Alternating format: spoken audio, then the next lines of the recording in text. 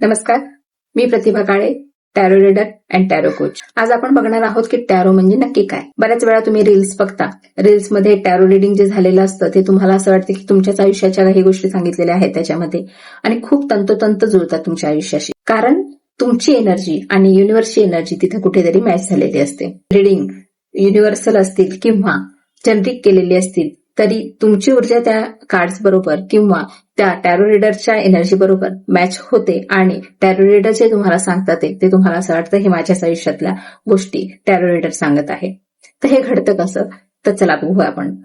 Tarot reading करताना tarot cards हे एक टूल आहे जे युनिव्हर्सची भाषा आपल्याला सांगत असते. जसं आपण बघितलं की टॅरो रीडिंग मध्ये कार्ड्समध्ये सिम्बॉल्स असतात, कलर्स असतात किंवा नंबर्स असतात.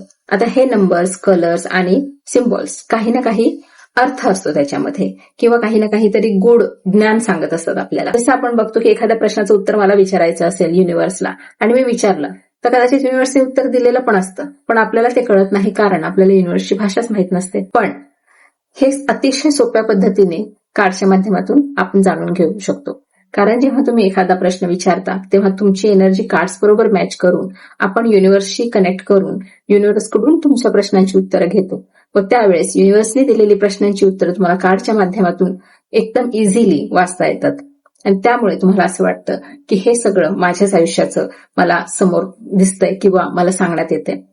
आणि अशा पद्धतीने टॅरो रीडिंग खूप कमी कालावधीमध्ये इतकं लोकप्रिय होण्याचं कारण हेच आहे की हे ऊर्जेशी कनेक्टेड आहे किंवा ऊर्जे बरोबर काम करतं. टॅरो रीडिंग हे ऊर्जाशास्त्र म्हणलं तरी चालेल पण, कारण त्यात ऊर्जा एकमेकांशी कनेक्ट करून तुम्हाला दिलेली उत्तरं असतात. धन्यवाद.